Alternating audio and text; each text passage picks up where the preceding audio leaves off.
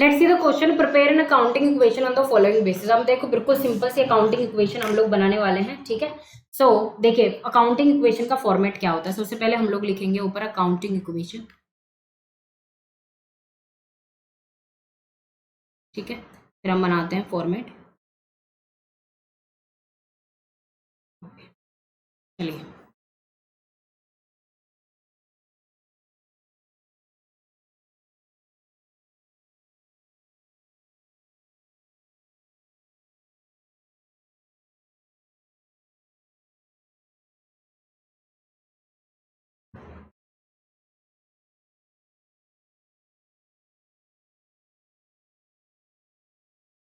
Okay. तो यहाँ पर लिखते हैं सीरियल नंबर, यहाँ पर लिखते हैं जितनी हमारी ट्रांजैक्शंस हुई हैं, या फिर आप पर्टिकुलर्स भी लिख सकते हो, ठीक है। यहाँ पर हमारी आ जाएंगी एसेट्स, ओके। और यहाँ पर हमारी हो जाएंगी बराबर में लायबिलिटीज प्लस कैपिटल, ठीक है। तो मैं और इधर लिख देती हूँ क्योंकि एसेट ज्यादा होती है, लायबिलिटीज में एक दो चीजें आती हैं और कैपिटल इंडिविजुअल है तो वही करेंगे, ओके। तो अब देखते हैं, देखो बारी बारी देखते हैं अब क्या क्या चीजें ऊपर आ सकती हैं, एक बारी वो भी हम लिख लेते हैं, है ना। एक लाइन और यहाँ पर ड्रॉ करते हैं। तो इस क्वेश्चन में क्या क्या आ रहा है वो देखते हैं एक बारी। कैपिटल आ जाएगी, तो हमें सबसे पहले कैश लिख लेते हैं एक बारी यहाँ पर, ठीक है। प्लस और क्या आ सकता है, इसने क्या खरीदा है, फर्नीचर खरीदा है, वो लिख लेते हैं। तो एसेट में जो जो चीज़ें आ सकती हैं, रेंट इसने पे किया है उसको छोड़ देते हैं, और परचेज गुड्स ऑन क्रेडिट, तो यहाँ पर हम स्टॉक भी लिख लेते हैं। तो ये तो चीज़ें आ गई अपने लाइबिलिटी में। क्रेडिटर्स लाइबिलिटीज में, सॉरी एसेट में, सॉरी कैश फर्नीचर स्टॉक आ गया अपना एसेट में। अब लाइबिलिटीज में देखते हैं क्रेडिटर्स आ सकते हैं, और कैपिटल में तो कैपिटल रहेगा, तो इसको ये, ठीक है। तो ऊपर मेजर हेडिंग, फिर नीचे अपनी स्मॉल हेडिंग्स। तो अब फर्स्ट ट्रांजेक्शन देखते हैं क्या है। तो हमारी फर्स्ट ट्रांजेक्शन है कि उसने बिजनेस स्टार्ट किया है, स्टार्टेड बिजनेस, और किससे किया है, 20,000 से किया है।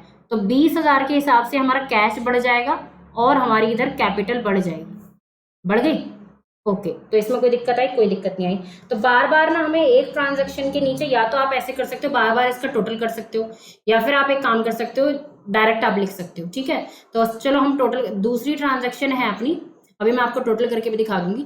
फर्नीचर परचेज किया है, परचेज फर्नीचर, तो फर्नीचर परचेज किया है, तो फर्नीचर में जुड़ जाएंगे 2,000 रुपए, और कैश में से कम हो जाएंगे 2,000 रुपए, ठीक है।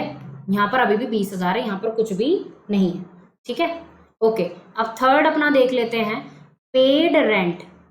अब देखो रेंट पे किया है तो कैश में से कम हो जाएंगे 200 रुपए। और एक बात मुझे बताइए, जब ये एक्सपेंसेस हैं, एक्सपेंसेस हैं, तो ये किस में से कम हो जाएंगे, अपने कैपिटल में से भी कम हो जाएंगे। कैपिटल से कम इसलिए हो जाएंगे क्योंकि देखो P&L में मैं इसके एक्सपेंसेस को दिखाती दिखाती नहीं दिखाती, दिखाती ना।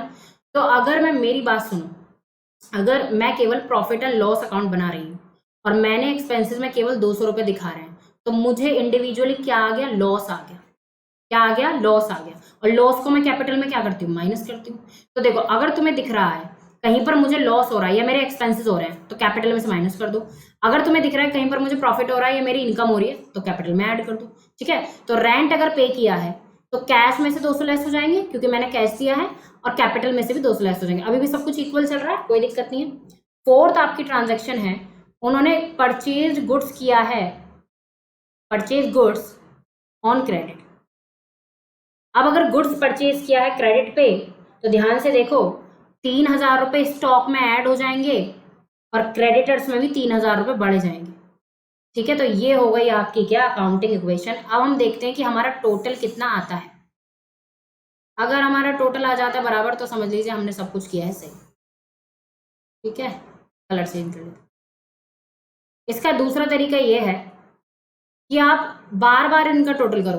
बार बार टोटल कैसे, अब यहाँ पर आ गया 20,000, तो वो भी सही है, यहाँ पर आ गया 20,000, ठीक है। यहाँ पर आ गया 18,000, 20,000 में से माइनस कर दो जाएगा ना, यहाँ पर 2,000 ही है, और यहाँ पर अभी तक 20,000 ही है, अभी तक इक्वल चल रहा है, कोई दिक्कत नहीं है। अब 18,000 में से 200 लेस करेंगे, 17,800 प्लस 2,000, ठीक है। 20,000 में से 200 लेस करेंगे, कितना बचेगा, 18,200, ये नहीं 19,200, अभी भी दोनों बराबर चल रहे हैं। ठीक है ठीक है, 19,200 में 3,000 ऐड करेंगे तो देखो 17,800 प्लस 2,000 प्लस 3,000 और इधर 3,000 प्लस 19,200, इसको ऐसे करते हैं। ठीक है, अब अगर इन दोनों का मैं प्लस करती हूँ, 19,200 नहीं 19,800। ओके, क्या कर रही हूँ मैं, 19,800 और ये 19,800। तो अब एसेट की साइड है कैश में 17,800, फर्नीचर में 2,000, स्टॉक में 3,000, लाइबिलिटीज की साइड है क्रेडिटर्स में 3,000, कैपिटल में 19,800। सॉरी, अब दोनों सबको टोटल करती हूँ तो मुझे मिलता है, मुझे कितना मिलता है, 17,800 प्लस 2,000 प्लस 3,000, 17,800 प्लस 2,000 प्लस 3,000, तो मुझे मिलता है 22,800। और अगर मैं लायबिलिटीज प्लस कैपिटल को प्लस करती हूँ तो मुझे मिलता है 22,800। इसका मतलब हमारी अकाउंटिंग इक्वेशन बिल्कुल सही है और ये आ गया हमारा टोटल। तो बस यही हमें करना है। ठीक है, तो बिल्कुल इजी एग्जाम्पल था, अभी हम इजी करेंगे। आप दोबारा से इसको देखना, दोबारा से समझना, वीडियो को दोबारा देख लेना, कोई दिक्कत नहीं है।